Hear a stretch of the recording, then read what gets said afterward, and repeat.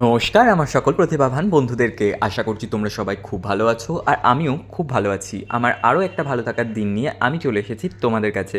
তোমাদেরকে আগেই বলেছি যে আমি একটা শর্ট ফিল্মের শ্যুট করছি। সেই শর্ট ফিল্মের ফার্স্ট ডে ব্লগ এবং সেকেন্ড ডে শ্যুটের ব্লগ আমি তোমাদের সাথে শেয়ার করে ফেলেছি।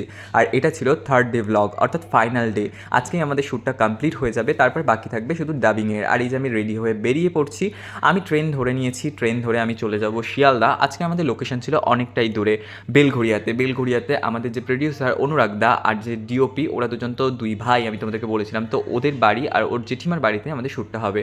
তো যার জন্য আমাকে যেতে হয়েছিল ক্যানিং থেকে বেলঘড়িয়া। আর আমি শিয়ালদা এসে এই যে ট্রেন ধরে নিয়েছিলাম বেলঘড়িয়ায় যাব বলে। বেলঘড়িয়া স্টেশনে নেমে আমি টোটোয় উঠে পড়েছিলাম। অবিরূপ আমাকে একটা লোকেশনের নাম বলে, সেখানে নেমে ওকে ফোন করলে ও আমাকে নিয়ে যাবে, এরকমটাই ও বলেছিল। তো আমি সেইভাবে টোটোওয়ালা কাকুকে বলি যে আমাকে এরকম একটা জায়গায় দাঁড় করাবে। তো কাকু আমার বিশ্বাস ভঙ্গ করে আমাকে ভুল জায়গায় দাঁড় করিয়ে দিয়েছিল। আমি এই ভিডিওটা নিচ্ছিলাম ব্লগের জন্য। তারপর অবিরূপকে ফোন করি, ও যখন আমাকে নিতে আসো আমাকে বলে তোমাদের এখানে লোকগুলোই বদমাশ। হ্যাঁ।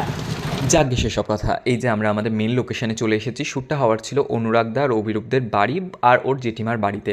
আর এসেই আলাপ হলো এনার সাথে। ইনি হচ্ছেন সিমি। সিমি কিন্তু বেশি বয়স না, ওর সবে 1.5 বছর বয়স, কিন্তু প্রচণ্ড বদমাশি করে। আর সিমির এই বদমাশিটা আমরা এনজয় করছিলাম। আমার হিরোইন হিরোইনই এখন লিখছে। এই চিঠিটা আমার লেখার কথা, চিঠি আমি লিখছি। ওর পড়ার কথা, কিন্তু ও নিজে লিখে নিজেই পড়ে নেবে। আর আমি এখানে খাচ্ছি। ব্যাপারটা এরকম ছিল, আমাদের সিনটা যেটা ছিল সেখানে আমি একটা চিঠি লিখে যাচ্ছি আর আমার ওয়াইফ মানে স্বস্তিকা যে ক্যারেক্টারটা প্লে করছে মৌমিতা, সে ওই চিঠিটা পড়ছে। কিন্তু আমি খেতে এতটাই ব্যস্ত ছিলাম, আমি স্বস্তিকাকে বললাম যে তুমি চিঠিটা একটু লিখে নাও। তো ও চিঠিটা লিখছিল। মজার ব্যাপার হচ্ছে নিজে চিঠি লিখে ও নিজেই পড়বে, এটা নিয়েই আমরা হাসাহাসি করছিলাম। আর সবচেয়ে যেটা মজার ঘটনা সেটা তোমাদের সাথে শেয়ার করি। এই যে টিভিতে চলছিল জি বাংলার রান্নাঘর, কিন্তু আমাদের শটে সিনটা এরকম ছিল যে আমি টিভিতে হঠাৎ করে একটা এমন রোগের ব্যাপারে জানতে পারি যে রোগটার ব্যাপারে আমি এর আগে কোনোদিন শুনিনি, কিন্তু আমি নিজেই সেই রোগে আক্রান্ত। আর বাকিটা তো তোমরা শর্ট ফিল্ম দেখলেই বুঝতে পারবে যে আমি কী ব্যাপারে কথা বলছিলাম। কিন্তু এখানে মজার ব্যাপার এটাই ছিল যে জি বাংলা রান্নাঘরের এই টেস্টি খাবারের রেসিপিগুলো দেখে আমাকে এমন এক্সপ্রেশন দিতে হচ্ছিল যে এরকম রোগও পৃথিবীতে হয়। তাহলে ভাবো আমাদেরকে কোথা থেকে কোথায় কি করতে হয়। আর তোমাদেরকে তো বলেইছিলাম এটা একটা ভুতুরে গল্পের ওপরে, তাই এই ভুতুরে সিনগুলো তো লাগবেই। আর ঠাকুর ঘরে একটা মজার ব্যাপার দেখাই। ঠাকুর ঘরে ভূত, লাইটে দিয়ে করো।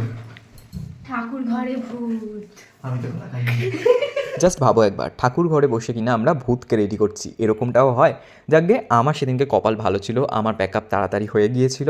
আর আমি খুব খুশি হয়ে গেছিলাম, কারণ আমি তাড়াতাড়ি বাড়ি ফিরতে পারবো তার জন্য।